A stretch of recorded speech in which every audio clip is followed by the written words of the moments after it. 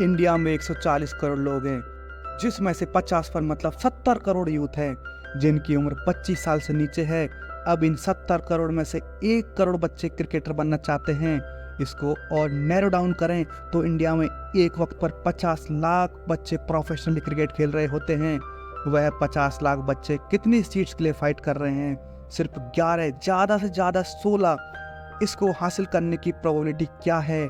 ना के बराबर। तो भाइयों, आज जो भी सक्सेसफुल क्रिकेटर हैं उन्होंने ऐसा क्या किया जो इस प्लेइंग 11 का हिस्सा बन पाए? उस 1 करोड़ बच्चों में से एक नाम रोहित शर्मा का भी था। शुरुआत में किसी को पता नहीं होता कि आप देश के लिए खेलने चाहते हैं। जब आप छोटी उम्र के होते हैं तो आप खेलते रहते हो गलियों में, अपने धीरे धीरे मोहल्ले में स्टार बने, फिर स्कूल में गए, स्कूल में खेला अच्छा, फिर उसके बाद एक एक करके एक एक लेवल ऊपर चलते चले गए। ये कहानी उसी गली में खेलने वाले रोहित शर्मा की है। उनकी लाइफ में 11 साल से 20 साल की उम्र में ऐसा क्या हुआ जिसने आज उन्हें वर्ल्ड क्रिकेट का सुपरस्टार बना दिया? रोहित शर्मा एक आम मुंबई का लड़का, क्रिकेट के सपने देखता था। डोंबिवली की गलियों में खेलते उसने कभी नहीं सोचा था कि एक दिन वो दुनिया के सबसे बड़े स्टेडियम में छा जाएगा। रोहित में टैलेंट तो बहुत था, लेकिन कोचिंग फीस का क्या करोगे? हम सब मिलकर कुछ पैसे इकट्ठे करते हैं। सपने देखने के लिए मदद जरूरी होती है। रोहित के अंकल ने मिलकर उसके कोचिंग फीस के 50-50 रुपये इकट्ठे किए। कोचिंग की फीस 800 थी, तो उस अंकल ने अपने दोस्तों से पैसे उधार लेकर रोहित का एडमिशन पास के क्रिकेट एकेडमी में करवा दिया। यहाँ से शुरू हुआ रोहित शर्मा का सफर। गर्मियों का मौसम था, उस वक्त रोहित 7th क्लास में पढ़ते थे। बोरीवली के महाराष्ट्र हाउसिंग बोर्ड के ग्राउंड पर अंडर 12 स्कूल कोच टीम का एक मैच चल रहा था। Rohit Borivali sports and cultural association की तरफ से खेल रहे थे। अपोनेंट में स्वामी विवेकानंद इंटरनेशनल स्कूल गोराई की टीम थी। बोरीवली स्पोर्ट्स की टीम ने 10 ओवर में 70 रन मार दिए। अब स्वामी विवेकानंद के बैटर्स उस टारगेट को चेस करने आए। क्रिकेट के पीछे खड़े स्वामी विवेकानंद टीम के कोच ने एक लड़के की बॉलिंग देखी। उसने अपने 2 ओवर में कोटा में इतने प्यारे एक्शन से गेंदबाजी की कि वो कोच इम्प्रेस हो गए। वो कोच कोई और नहीं, दिनेश लाड थे। वह लड़का कोई और नहीं, रोहित शर्मा था। अब तुम लोग चौंक गए क्यों? हाँ भाई, रोहित ने शुरुआत एजेंट स्पिनर ही किया था। लाड साहब ने रोहित को अपनी स्कूल टीम की तरफ से खेलने को कहा। रोहित को कुछ समय नहीं आया तो लाड सर ने उन्हें अपने पेरेंट को बुलाने को कहा। रोहित ने कहा, सर हम लोग डोंबिवली में रहते हैं, मैं अपने अंकल रवि शर्मा के साथ रहता हूँ। इत्तेफाक से रवि शर्मा ग्राउंड में ही थे। लाड सर ने रवि से इस ऑफर की बात की। रवि ने कहा, सर मैं सोच के बताता हूँ। 3 दिन बाद रोहित अपने अंकल रवि के साथ स्वामी विवेकानंद स्कूल गोराई गए। बट जब वहाँ उनको फीस के बारे में पता चला तो उन दोनों की सारी एक्साइटमेंट ख़त्म हो गई। वहाँ की फीस 75 रुपया पर मंथ थी। रवि सर ने कहा, सर जैसे तैसे करके 800 जमा किए हैं, रोहित का एकेडमी में एडमिशन करवाया, अब और 75 कहाँ से लाएंगे? इस पर लॉर्ड सर ने उनसे कहा, रुको देखते हैं हम क्या कर सकते हैं। लॉर्ड सर डायरेक्टर के केबिन गए और उनसे रोहित के टैलेंट की बात की और पूछा, सर क्या हम रोहित को फ्री में नहीं खिला सकते? लड़के में टैलेंट है, ये बहुत आगे तक जाएगा। योगेश पटेल स्कूल के डायरेक्टर प्रिंसिपल के लिए मान गए। रोहित पहले स्टूडेंट थे जिन्हें स्वामी विवेकानंद इंटरनेशनल स्कूल से फ्री शिप मिला था, पर अब हर साल 10 से 15 बच्चों को यह फ्री शिप मिलता है। यहाँ पर कुछ बच्चे हैं जो अगर हम पीछे मुड़कर देखें तो उन सवाल के जवाब नहीं मिलते। क्या होता अगर रोहित शर्मा के अंकल उनका एडमिशन क्रिकेट एकेडमी में नहीं करवाते? अगर दिनेश लाडू 10 ओवर के रन चेस के दरमियान अपनी वाइफ को मछली खरीदा रहे थे? क्या होता अगर योगेश पटेल रोहित को फ्री शिप नहीं देते? इसका जवाब आप लोग कमेंट में दीजिए। जब तक रोहित के सफ़र की ट्रेन को हरी झंडी दिखाते हैं, साल के एंड में नवंबर में रोहित ने अपना क्रिकेट का एजुकेशन शुरू किया। उस साल वह सिर्फ जूनियर स्कूल टीम के जाइल शील्ड टूर्नामेंट ही खेल रहे थे।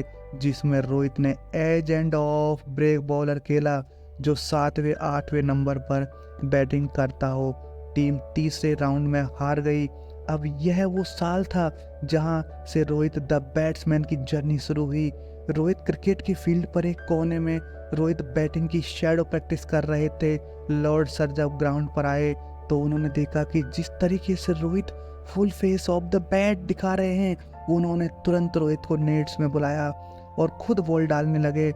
And the moment Lord sir new he found it Rohit batting potential. Lord sir जो रामाकांत आचरेकर जैसे स्ट्रिक्ट डिसिप्लिन कोच थे, उन्होंने कभी किसी को ट्रेनिंग में लेट आने नहीं दिया, पर उन अर्ली डेज में रोहित कभी कभी लेट आया करते थे। एक दिन लॉर्ड सर ने उनसे पूछा, क्यों रोहित तुम लेट क्यों आते हो, यह ठीक बात नहीं है, डिसिप्लिन में रहो। तब रोहित का जवाब सुनकर वे चुप हो गए। रोहित ने लॉर्ड सर को बताया कि सर क्या करूं, टीवी बंद होने के बाद ही सो सकता हूं। रोहित को 2 रूम के फ्लैट में 3 मामा और दादी के साथ रहना पड़ता था। रोहित हॉल में सोता था, इसलिए उससे टीवी बंद होने का वेट करना पड़ता था। लॉर्ड सैड ने उस दिन से रोहित की बैटिंग ऑर्डर में प्रमोट किया, नेट्स में ज़्यादा टाइम दिया और मैचेस में नंबर 4 पर बैटिंग करने का मौका दिया। अगले सीजन में रोहित अंडर 16 हैरिस शील्ड और जॉइंट्स शील्ड टीम में खेल रहा था। रोहित खुशी से झूम उठ रहा था और उसकी खुशी उसके चेहरे पर साफ दिख रही थी। पहले गेम में जब रोहित जॉइंट शील्ड में ओपनर बना तो उसने शानदार सेंचुरी मारी। यह रोहित का पहला बड़ा परफॉर्मेंस था जो सबके लिए एक सरप्राइज था। जल्दी रोहित को हैरी शील्ड में नंबर 4 पर बैटिंग करने का मौका मिला। 45 ओवर के मैचेज में वह 18 से 20 ओवर तक बॉलिंग भी करता था। तब ओवर लिमिट नहीं थी। लॉर्ड सर कहते हैं लगभग हर दूसरे गेम में रोहित सेंचुरी मार देता था, पर वह अक्सर कंप्लेन करता था, सर थक जाता हूँ रोहित जस्ट बीइंग रोहित। उस वक्त स्कूल के पास सिर्फ सीमेंट विकेट थी। सबसे बड़ी बात यह थी कि रोहित ने अपने बैटिंग सीमेंट विकेट पर डेवलप की। कंक्रीट पर खेलते उसने सीधा खेलना सीखा। बॉल वहाँ मूव तो नहीं होती पर फास्ट आती थी, बस भी अच्छा था। इसलिए रोहित ने उससे नेगोशिएशन करना भी सीख लिया। जो आज तुम लोग ये सेक्सी पुल शॉट देखते हो ना, यह उसी प्रैक्टिस का नतीजा है। रोहित का मुंबई टीम के लिए पहला सिलेक्शन जब हुआ, जब जूनियर सिलेक्ट संजय पाटिल और शंकर मोरे ने उन्हें सामना ट्रॉफी के लिए सिलेक्ट किया। यह एक state level inter region tournament था जिसमें पुणे, नासिक, नागपुर और मुंबई की 2 टीम शामिल थी। उन्होंने रोहित को मेन टीम में जगह दी, लेकिन यह शुरुआत थी एक फ्रस्ट्रेटिंग एक्सपीरियंस की। जब प्लेइंग 11 का टाइम आया तो कोचेज ने रोहित को नज़रअंदाज कर दिया। टूर्नामेंट पुणे में था और लॉर्ड सर और रोहित सब लोग एक्साइटेड थे, पर अफसोस रोहित को एक भी गेम नहीं मिला। स्ट्रगल यही ख़त्म नहीं हुआ। अंडर 16 सिलेक्शन ट्रायल मैचेज में भी रोहित को खेलने का मौका नहीं मिला। रास्ते बंद दिख रहे थे, लेकिन किस्मत कभी कभी अजब खेल खेलती है दोस्तों। उस साल क्रिकेट बोर्ड ने टूर्नामेंट को अंडर 17 में कन्वर्ट कर दिया। अगले सीजन में रोहित को तीसरा मैच तक वेट करना पड़ा, पर जब चांस मिला तो उसने हाफ सेंचुरी मार दी। फाइनल लीग गेम में सेंचुरी मार दी। सेमीफाइनल और फाइनल में 70 रन्स बनाकर player of the tournament award जीत लिया। यह उनके मुंबई कैरियर की शुरुआत थी। जल्दी रोहित मुंबई अंडर 17 में आ गए। पर इस वीडियो के शुरू में मैंने आपसे कहा था दोस्तों, उन 50 लाख बच्चों की भीड़ में क्या अलग वह 16 प्लेयर्स करते हैं जो उन्हें उस प्लेइंग 11 में खेलने का चांस देता है। तो उसके लिए यह कहानी सुनिए रोहित शर्मा की जुबानी। रोहित शर्मा बताते हैं दोस्तों, मुझे आज भी याद है जब मैंने पहली बार वासु सर से मुलाकात की वानखेड़े स्टेडियम में। एक अंडर 17 कैंप चल रहा था जहां 30 प्रोबेबल्स में से सिर्फ 15 को टीम में सेलेक्ट करना था। मुंबई क्रिकेट में अपनी जगह बनाने की कोशिश करते हुए मेरा फोकस सिर्फ अपनी ट्रायल पर था, ना कि उन लोगों पर जो मुझे देख रहे थे। मुझे पता था कि वह सब रिस्पेक्टेड कोचेज हैं, खासकर वासु सर, लेकिन उनका क्रिकेटिंग बैकग्राउंड मुझे नहीं पता था दोस्तों। थोड़ी देर बाद मैंने देखा बासु सर प्रवीण आमरे से बात कर रहे थे, जो जूनियर सिलेक्शन कमेटी के चेयरमैन थे। आमरे सर ने मुझे बासु सर के बारे में बताया, उन्होंने मुझे क्रिकेट के लिए क्या किया है यह सुनकर मैं सरप्राइज हो गया। मुझे एहसास हुआ यह मेरे लिए एक मैसिव अपॉर्चुनिटी है। यहाँ एक ऐसा इंसान था जिनका क्रिकेट नॉलेज अमेजिंग था और जिन्हें मैं अपना मेंटर बना सकता था। मैंने सोचा कि इस अपॉर्चुनिटी का पूरा फ़ायदा उठाया जाना चाहिए, उनसे जितना सीख सकूँ सीखना है। यह मेरा बिग मूवमेंट था। बासु सर को मेनली प्लेइंग 11 पर फोकस करना था, लेकिन मैं हमेशा उनके पास रहने का बहाना ढूंढता रहता। मैं बस चाहता था कि वह बात करें और मैं सुनता रहूं। बम्बई स्कूल ऑफ क्रिकेट से हम आते हैं, जहां एक स्टैंडर्ड सेट किया गया है, और यही वह लोग हैं जो लीजेंड्स के साथ खेल चुके हैं और हर सीजन जीत चुके हैं। एक दिन वानखेड़े में मेरे नेट सेशन के दौरान वासु सर ने मुझे देखा और फिर कुछ ऐसा हुआ जिसने मेरी ज़िंदगी बदल दी।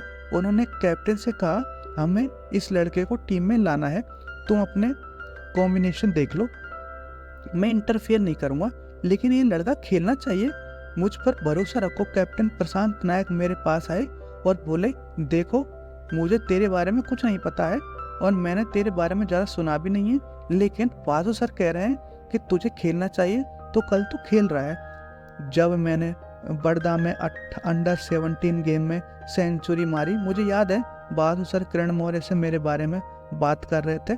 बासु सर ने मेरे अंदर एक स्पार्क देखा और वह हमेशा मेरी कैच को पुश करते रहे। रोहित शर्मा का बड़ा ब्रेक तब आया जब उन्होंने top corporation team and India के अगेंस्ट सेंचुरी मारी। उस मैच को देखने के लिए मुंबई और इंडियंस क्रिकेट के 2 इन्फ्लुएंस वॉइसेज दिलीप बेंगर सरकार और प्रवीण आमरे भी मौजूद थे। आमरे उस वक्त जूनियर सिलेक्शन कमेटी के चेयरमैन थे। जब 2006 under 19 world cup team select हो रही थी, तब स्क्वाड का अनाउंसमेंट हुआ। रोहित का उसमें नाम था और बेंच सरकार 2007 में सीनियर सिलेक्शन कमेटी के चेयरमैन थे। जब 2006 चैंपियंस ट्रॉफी आयरलैंड और इंग्लैंड के अगेंस्ट ओडीआई और वर्ल्ड 2020 के लिए टीम सेलेक्ट हो रही थी, रोहित को इन तीनों टीम्स में जगह मिली थी। सबसे पहले बात करते हैं 2006 की अंडर 19 वर्ल्ड कप के परफॉर्मेंस की। 6 मैच में रोहित ने बल्ले से 205 रन बनाए, जिसमें से 350 प्लेयर्स 350 स्कोर्स थे। Highest score 78 against Sri Lanka in RPS Colombo Premadasa stadium, ball से 5 विकेट। इसके बाद देवधर ट्रॉफी में वेस्ट जोन की तरफ से खेलते हुए नॉर्थ जोन के खिलाफ उन्होंने 142 रन बनाए और टीम को 8 विकेट से मैच जितवा दिया। इस परफॉर्मेंस के बाद 2006 चैंपियंस ट्रॉफी के लिए उन्हें इंडियन टीम के लिए कॉल आया। जो सपना जो 11 साल के लड़के ने डोंबिवली के उस गली में देखा था, आज वो सपना पूरा होने जा रहा था। चैंपियंस ट्रॉफी शुरू होने से पहले ही न्यूजीलैंड ए के खिलाफ भी रोहित का शानदार परफॉर्मेंस था। इस अर्धशतकीय पारी की उम्मीद और बढ़ गई थी। 3 दिन बाद 15 अक्टूबर 2006 से शुरू होने वाले चैंपियंस ट्रॉफी में शायद रोहित शर्मा को प्लेइंग 11 में मौका मिल जाए, पर शुरुआती दिनों की तरह रोहित को यहाँ भी एक लंबा इंतजार करना था। चैंपियंस ट्रॉफी में रोहित को मौका नहीं मिला और बिना किसी परफॉर्मेंस के साउथ अफ्रीका के खिलाफ ओडीआई, इसके लिए उन्हें टीम से ड्रॉप कर दिया। देखो, किसी भी प्लेयर के साथ कैरियर के शुरू में ऐसा होता है, यह कोई नई बात नहीं है, लेकिन रोहित शर्मा परफॉर्म करते रहे। उन्हें एक बात समझ में आ गई कि आपका रंग आपके दलील पेश करेगा। साल खत्म होते होते उन्हें वापस अपनी दलील पेश की।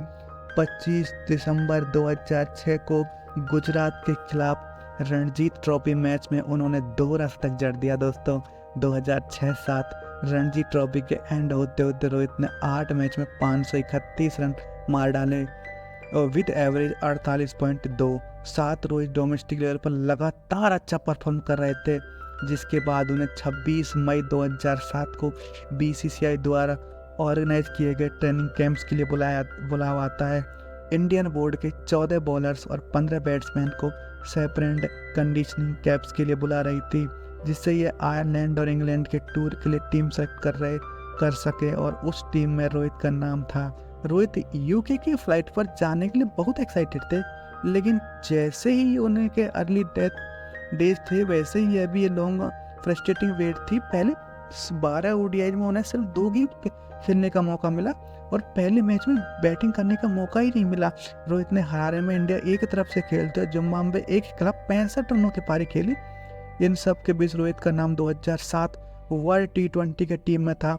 उन दिनों रोहित अपने कोच लड सर को रेगुलरली फ़ोन करते थे। लड सर को एक कन्वर्जेशन याद आती है जब रोहित ने साउथ अफ्रीका से वर्ल्ड टी20 के दौरान फ़ोन किया था। जब उन्होंने पूछा कैसा चल रहा है रोहित, तो उसने कहा पक गया हूँ सर, एक भी मैच नहीं खेला। लॉर्ड सर ने उन्हें समझाया कि क्या तू गली क्रिकेट खेल रहा है, यह सोच के तू इंडियन टीम के साथ है, यह बड़ी बात है, जब चांस मिले कुछ कर दिखाना। रोहित ने कॉन्फिडेंट होकर कहा सर नाम करूँगा। वो कॉन्फिडेंस उनका सबसे बड़ा एसेट था। और फिर वह मोमेंट आया क्रंच गेम में साउथ अफ्रीका के अगेंस्ट डरबन में।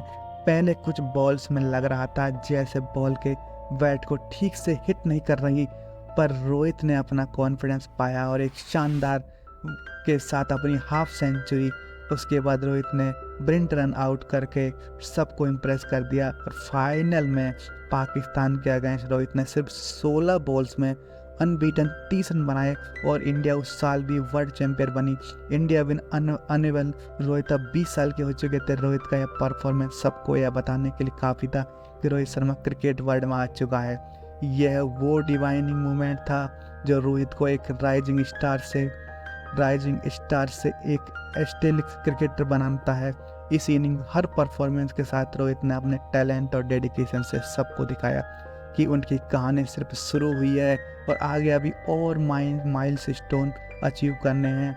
तो यह भी रोहित की कहानी तो ऐसा है जो रोहित को बाकी 50 लाख बच्चों से अलग करता था। यह पल जो हमने MS धोनी मूवी में देखा है, कोई ट्रायल से इम्पोर्टेंट मैचेज हो